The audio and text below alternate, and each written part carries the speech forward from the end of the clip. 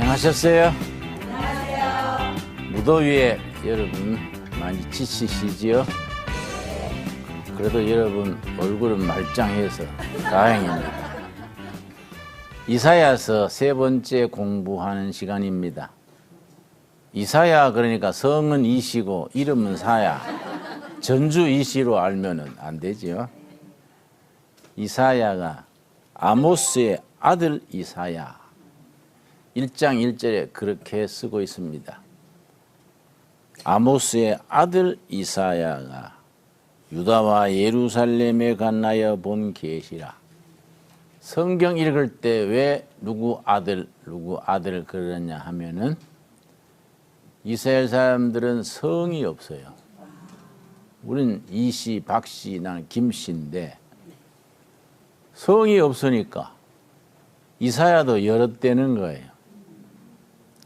그래서 아버지 이름을 불러서 구별합니다. 누구 아들 이사야, 아모스의 아들 이사야 이렇게 표현합니다. 전주 이시 아닌 줄은 알겠지요? 네. 이사야서는 66장으로 이루어져 있는데 성경 66권과 비슷한 내용을 담고 있어서 이사야를 구약의 복음서 혹은 간추린 성경 그렇게 말하기도 합니다. 왜 그런 말을 하느냐? 구약이 39권인데 구약은 주로 율법, 심판, 책망이 중심이고 신약은 용서, 사랑, 구원이 주제지요.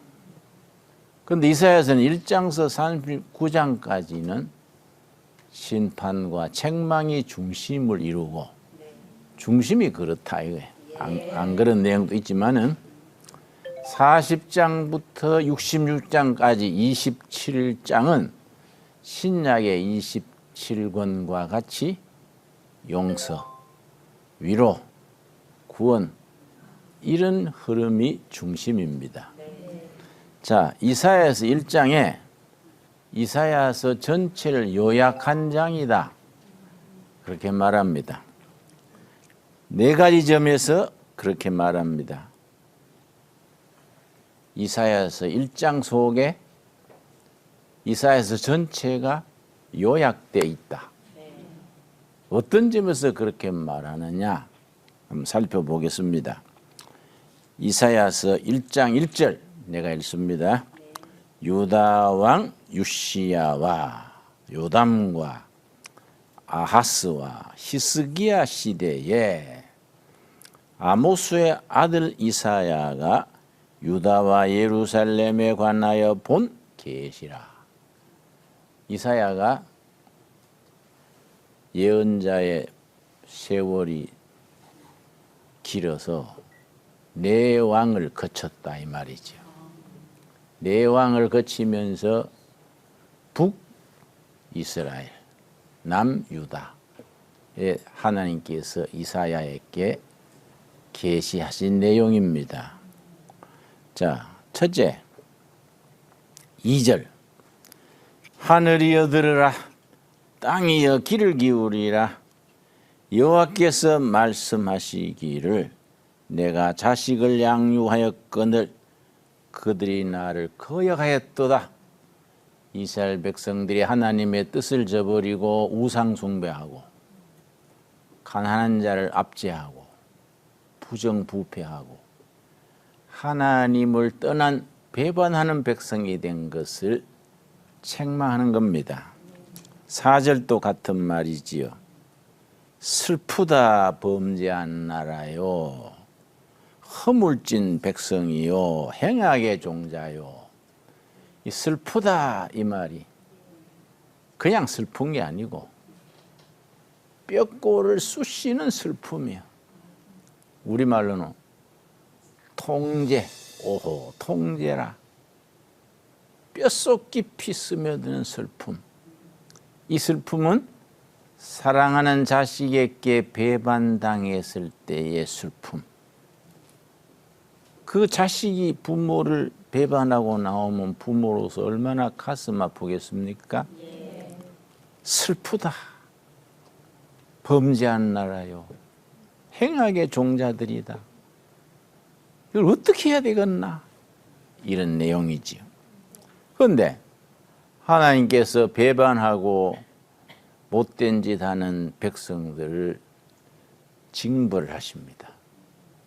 그거는 벌 주려고 징벌하시는 게 아니라 사랑의 채찍으로, 사랑의 매를 때리는 겁니다.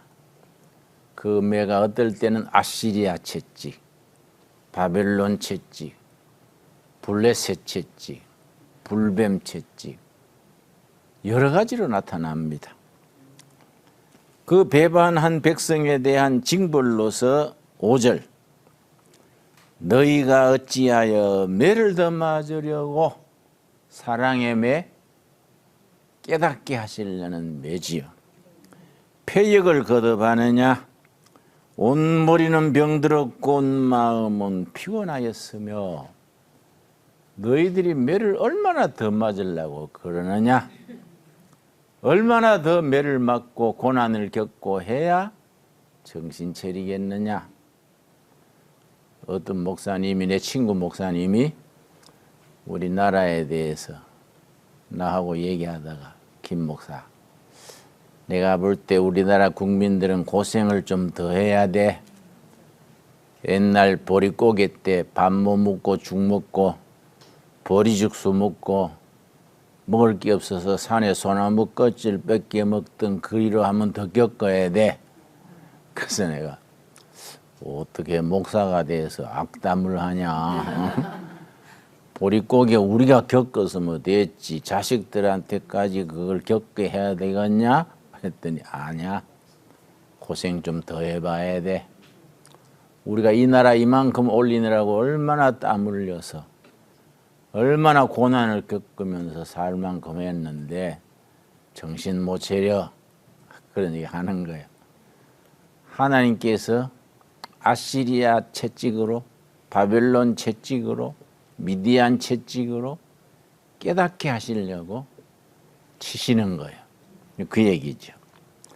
하나님이 그렇게 사랑의 매로 징벌하시니까 아이고 하나님 잘못됐습니다.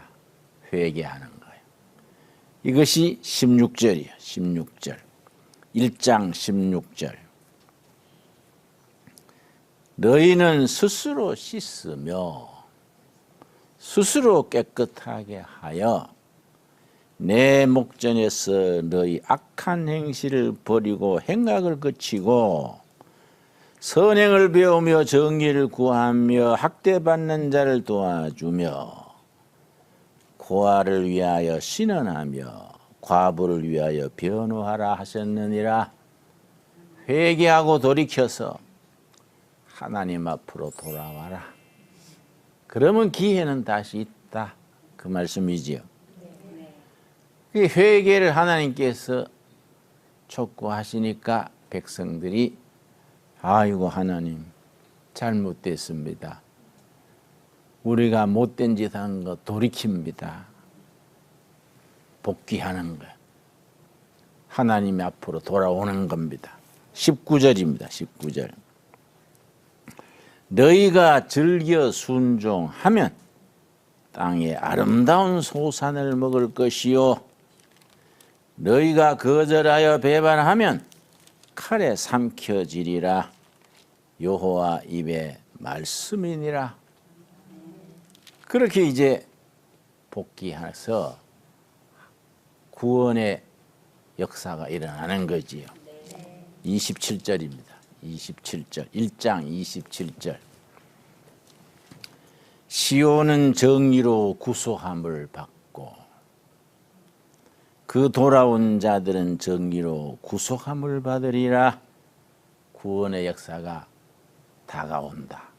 그래서 이사야서 1장 속에 5단계로 백성들의 배반, 하나님의 징계의 책찍, 백성들의 회개, 부르짖음, 그 회개하여서 복귀, 구원 이 일장 속에 상징적으로 나타납니다.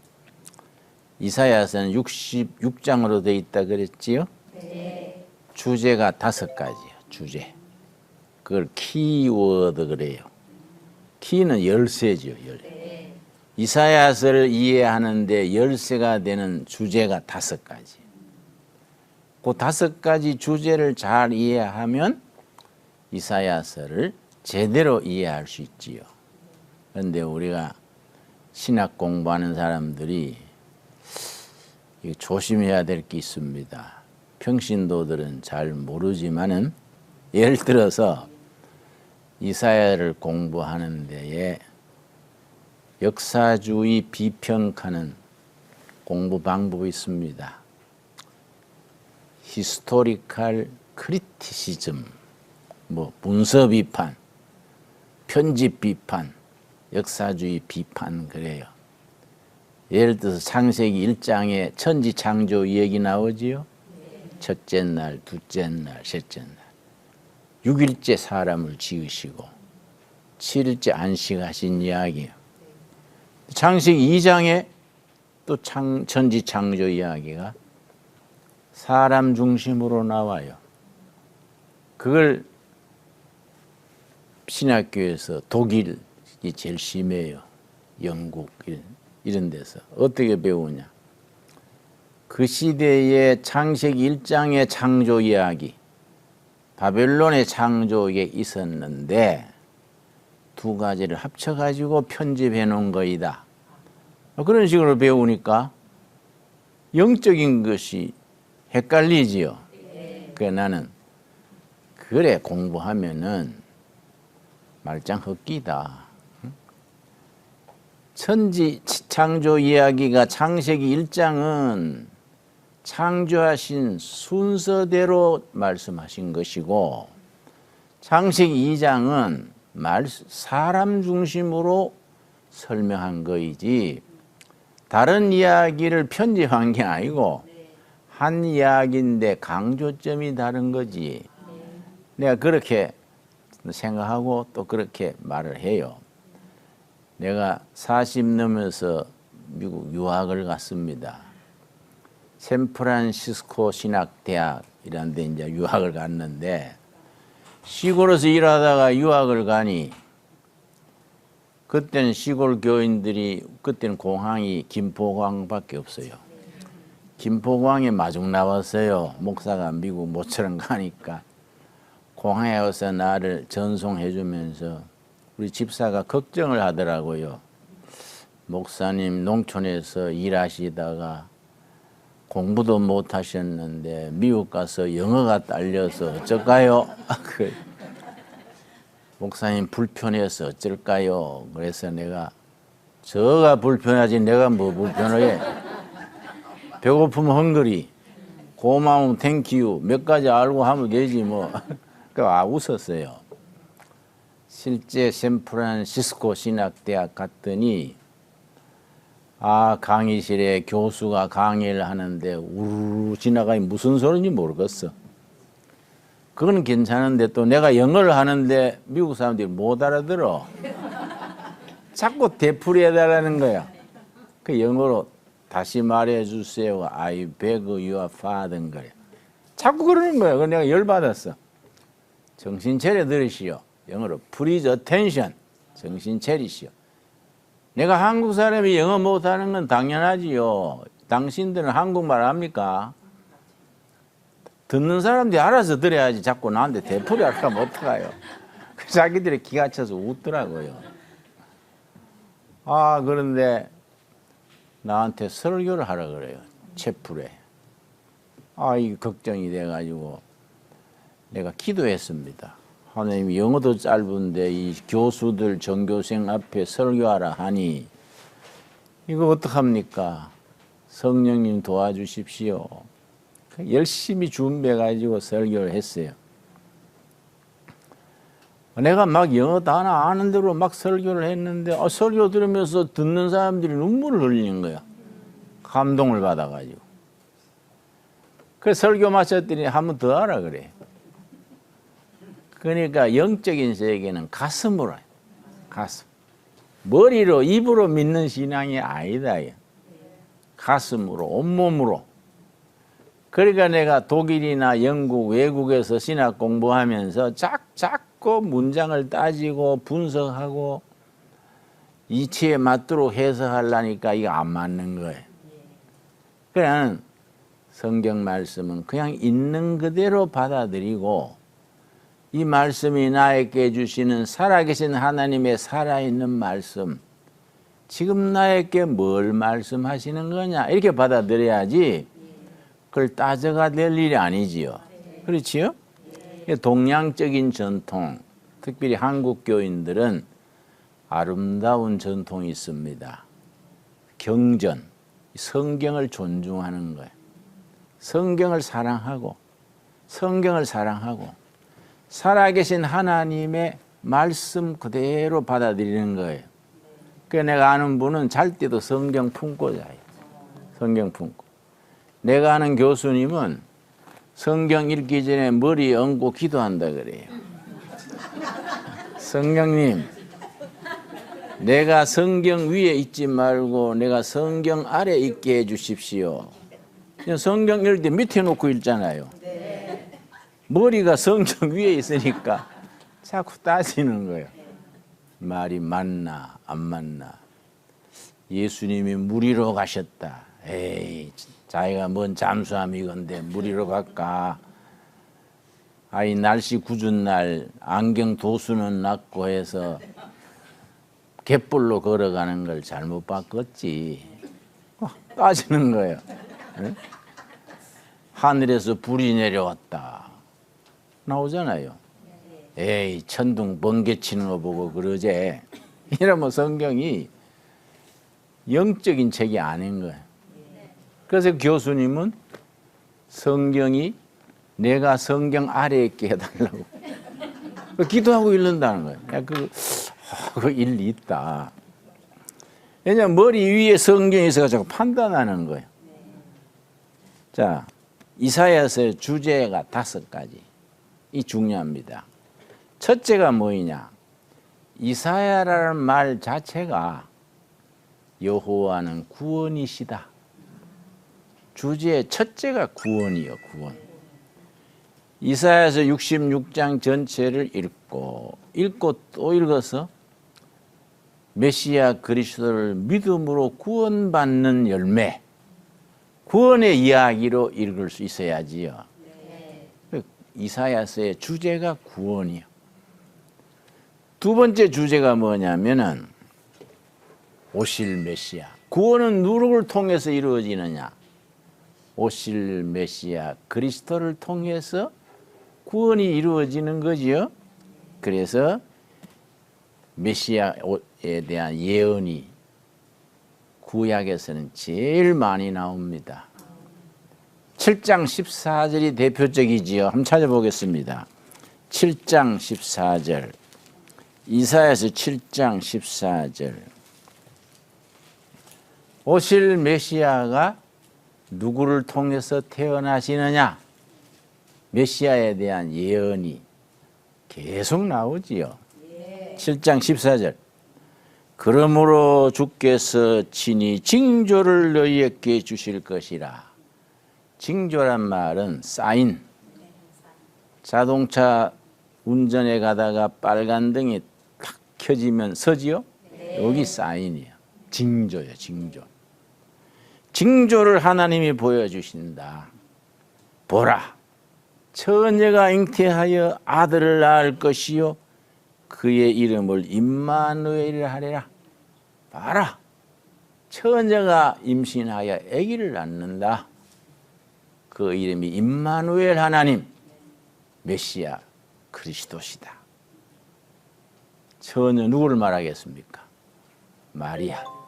마리아 처녀가 남자를 거치지 아니하고 아기를 낳는데 메시아가 오시는 사인, 징조다.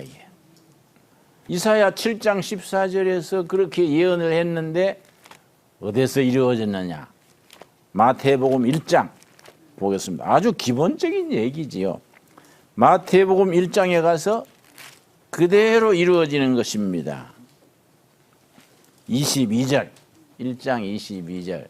그래서 이사야서에 성경에는 짝이 있다. 신약과 구약에다 짝이 있어서 그 짝을 찾아가면서 읽고 이해하면은 신앙 고백이 연결이 되는 거지요. 1장 22절. 이 모든 일이 된 것은 주께서 선지자로 하신 말씀을 이루려 하심이라 이르시되. 선지자 누구냐? 이사야. 7장 14절을 말하는 겁니다. 23절. 보라, 처녀가 잉태하여 아들을 낳을 것이요 그의 이름은 뭐라고요? 임마누엘. 하나님 오신 그리스도 메시아. 이를 번역한 즉 하나님이 우리와 함께 계시다. 이렇게 이사야서의 메시아의 예언이 마태복음 1장에서 딱 이루어지는 거예요. 이런 구절이 이사야에서 계속됩니다. 예를 들어서 11장 1절, 이사야서 11장 1절. 그래서 이사야서를 구약의 복음장 그렇게 말합니다. 11장 1절. 이새의 줄기에서 한 싹이 나며, 연필 있으면 싹에다가 동그라미를 칩시다. 싹. 싹은 생명이 있지요. 미래가 있지요. 이 싹이 오실 메시아, 아기 예수로 태어나시는 메시아의 상징어요. 상징어. 싹이 나며 뿌리에서 한 가지가 나서 결실할 것이요. 그때나 지금이나 하나님의 역사가 이루어지는 단계가 있습니다. 요 4단계가 있어요. 처음에는 싹이 나고, 둘째 뿌리 내리고, 셋째 가지 뻗고, 네 번째 뭡니까? 열매 맺는 거예요. 첫째는 싹, 둘째는 뿌리, 셋째는 가지, 네 번째 뭡니까? 열매. 하나님의 역사가 이루어지는 과정, 프로세스예요. 근데 그 싹이 메시아를 상징하는, 그 2절을 보면 알아요. 2절, 11장 2절. 오실 메시아는 어떤 분이냐? 그의 위에 여호와의 영, 곧 지혜와 총명의 영이요, 모략과 재능의 영이요, 지식과 여호와를 경외하는 영이 강림하시리니. 아기 예수로 오시는 메시아 위에 이런 영이 역사하신다. 이해가지요? 근데 가장 크라이막스, 계속 그런 말씀이 나오는데 가장 크라이막스는 53장이에요. 이사야서 53장. 이사야 53장 같은 장은 전체를 암송해 버려야 돼. 오실 메시아가 뭐하러 오시느냐? 어떻게 오시느냐? 아주 구체적으로 예언했기 때문에 이사야서 53장을 메시아 예언장 그럽니다. 메시아 예언장. 꼭 그 말씀 새겨서 기억하십시다. 네. 이사야 53장을 무슨 장이라고요? 메시아 예언장. 예를 들어서 53장 1절. 우리가 전한 것을 누가 믿었느냐? 여호와의 팔이 누구에게 나타났느냐? 그는 주 앞에서 자라나기를 연한 순 같고 마른 땅에서 나온 뿌리 같아서 고운 모양도 없고 풍채도 없은즉. 오실 메시아가 풍채도 시원찮고 인물도 시원찮고 그렇다는 거예요. 이 말씀 읽으면 위로를 받아요. 내가 좀 인물이 시원찮잖아요. 응? 체격도 시원찮고. 그래서 내가 이 말씀 읽으면 내가 예수님 계통이구나. 목사가 뭐 채무료이나 신성일이처럼 잘생기면 그거는 좀 연예인 계통이지 메시아 계통은 아니잖아요. 그래서 내가 우리 교회 부목사님 중에 아주 잘생긴 목사님이 있어서 자네는 그 인상이 예수님 계통이 아니요. 응? 자네 그 집사할 걸 그랬어. 농담 삼아 그러지요. 어쩔 것이요. 뭐 그래 태어난 걸 그지요. 예수님이 모양도 없고 풍채도 없고 인기 끌만한 게 없다는 거예요. 그런데 그 예수님이 4절 말씀, 메시아가 와서 무슨 일 하시느냐? 그는 실로 우리의 질고를 지고 질병과 고통, 예수님이 우리의 질병과 고통을 지고 가신 거예요. 우리의 슬픔을 당하였거늘. 세상살이 사는 게 힘들잖아요. 쉬운 인생은 없습니다. 우리 교회 집사님이 목사님 요즘 견디기가 너무 힘들어요. 그래서 집사님 모르고 계세요? 산다는 건 본래 힘드는 기요. 응? 새삼스레 혼자 힘드는 걸로 생각하지 마세요. 모든 인생은 힘드는 기요. 그런데 힘들고 슬프고 어려운 것을 예수님이 지고 갔다. 슬픔을 지고 갔으니 남은 건 기쁨이 남는 거예요. 질병과 고통을 지고 갔으니 남은 건 건강하고 행복한 내가 남는 거예요. 아멘이 됩니까? 아멘. 아멘 못하는 사람은 좀 시원찮은데 예수님이 질병과 고통을 지고 가시고 슬픔을 지고 가셨어요. 그 옛날 유명한 소설 중에 슬픔이여 안녕 기억하시지요? 네. 여고생 시절에다 읽었지요. 슬픔이여 안녕. 성경이 바로 슬픔이여 안녕이요. 우리는 생각하기를 그는 징벌을 받아서 하나님께 맞으며 고난을 당한다 했노라. 5절이 핵심이에요. 5절. 메시아가 오셔서 이런 일을 하신다. 그가 찔림은 우리의 허물 때문이요 그가 상함은 우리의 죄악 때문이라. 그가 징계를 받음으로 우리는 평화를 누리고 그가 채찍에 맞음으로 우리는 나음을 받았도다. 예수님이 십자가에 고난당하시고 채찍 맞으시고 로마 군인한테 옆구리 찔리시고 해서 우리는 회복됐다. 우리는 나음을 입었도다. 내가 지금 78살인데 7년 전에 구리에서 목회하다가 은퇴하고 지금 동두천 산에 들어왔어요. 그때 내가 몸이 약했습니다. 한 번 설교하고 나면 2시간 누워 있어야 됐어요.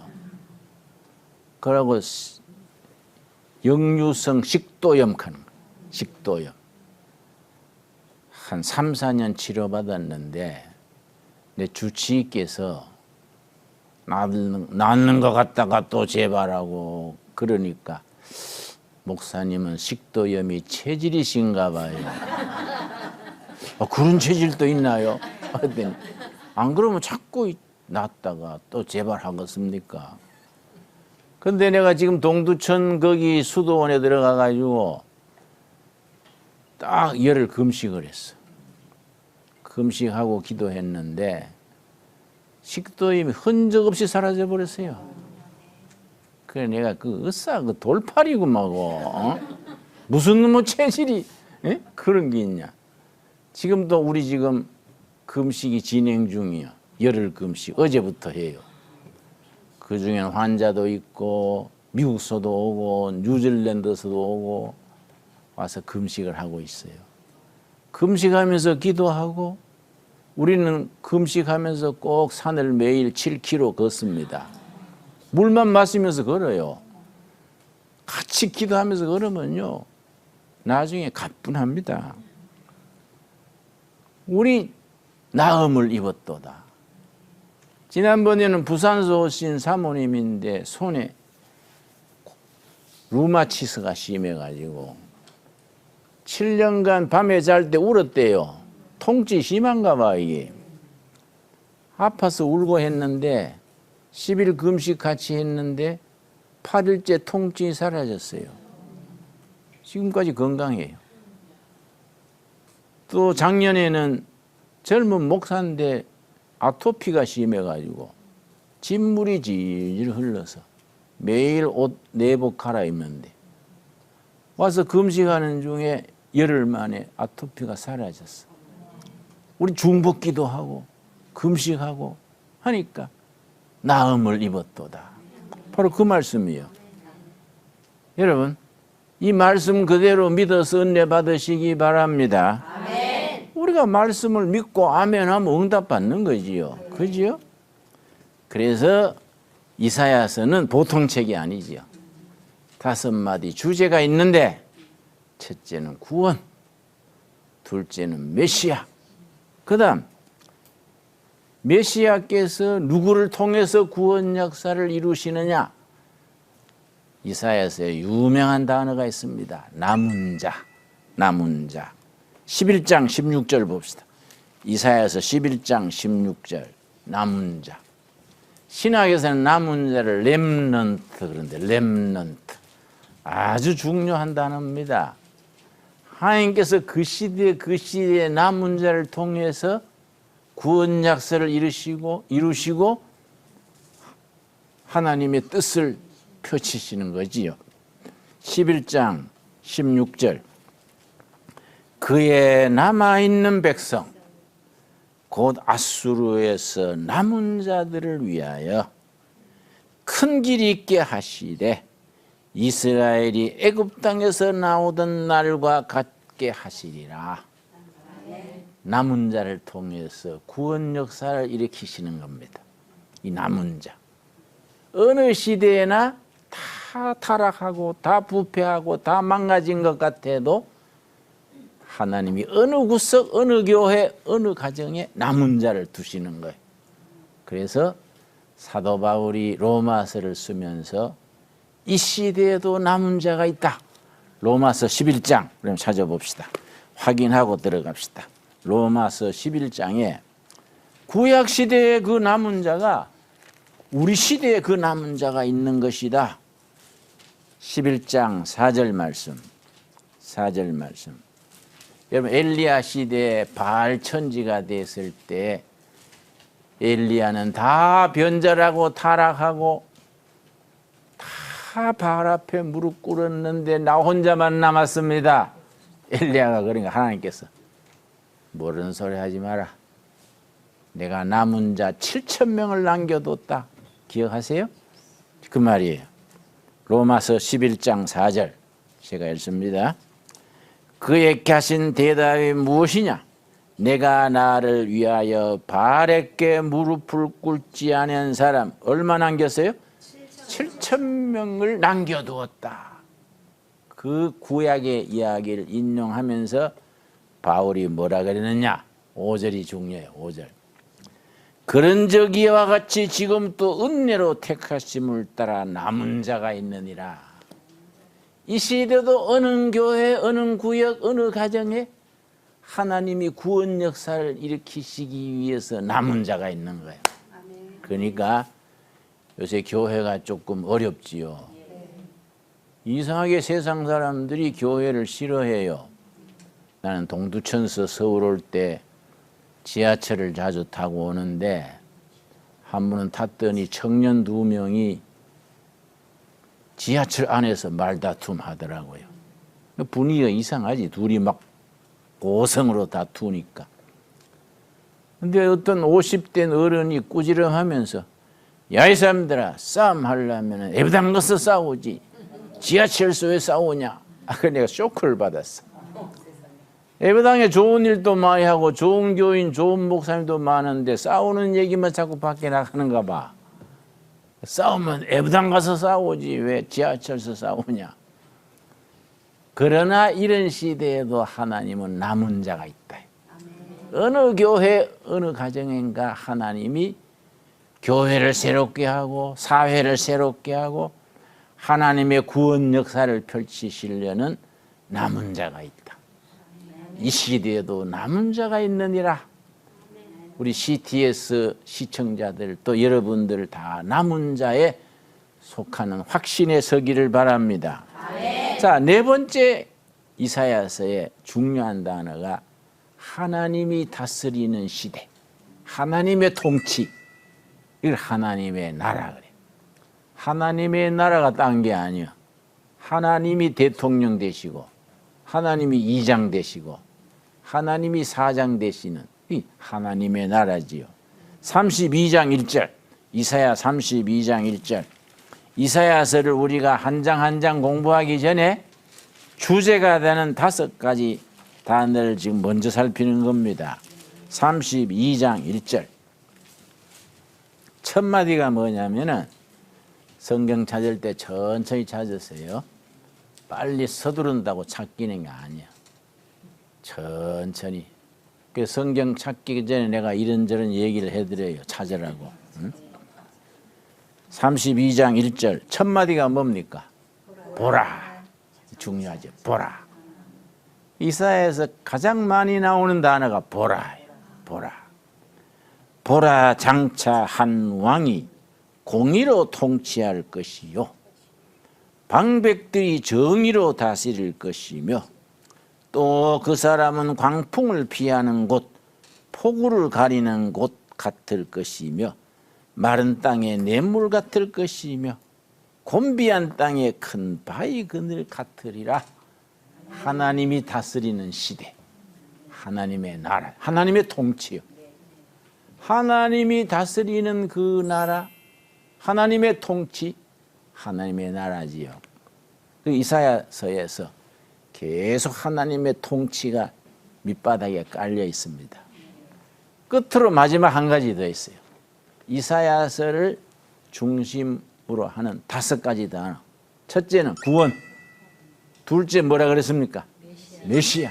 셋째 남은 자, 넷째 하나님의 통치. 5번째가 중요한 겁니다. 새하늘과 새 땅. 지금 하늘 지금 땅은 우리가 헌 옷 갈아입듯이 갈아입고 새하늘과 새 땅이 우리 앞에 나타나는 거지요. 65장 17절. 이사야서 65장 17절. 그러나 이사야서 읽을 때 이런 말씀이 너무너무 멋있어요. 보라, 새하늘과 새 땅이 나타나리니. 읽음에도 가슴이 싹 트여요. 65장 17절. 역시 첫 마디가 보라지요. 보라. 보라, 내가 새하늘과 새 땅을 창조하리니 이전 것은 기억되거나 마음에 생각나지 아니할 것이라. 지금 세상, 지금 땅은 사라지는 거예요. 새하늘과 새 땅. 마지막 장이 66장인데 66장 22절, 66장 22절 같은 말씀이 또 반복해서 나오지요. 66장 22절. 내가 지을 새하늘과 새 땅이 내 앞에 항상 있는 것 같이 너희 자손과 너희 이름이 항상 있으리라.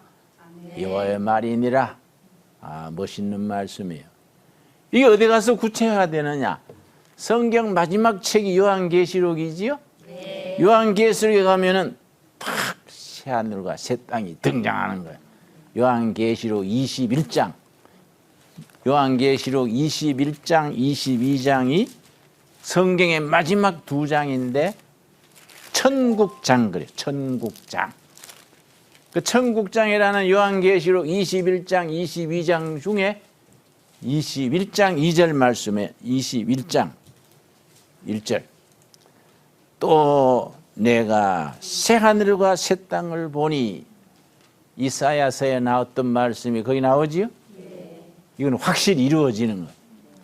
이사야서에서는 앞으로 닥칠 예언으로 나오는데 계시록은 현실로 성취되는 거예요.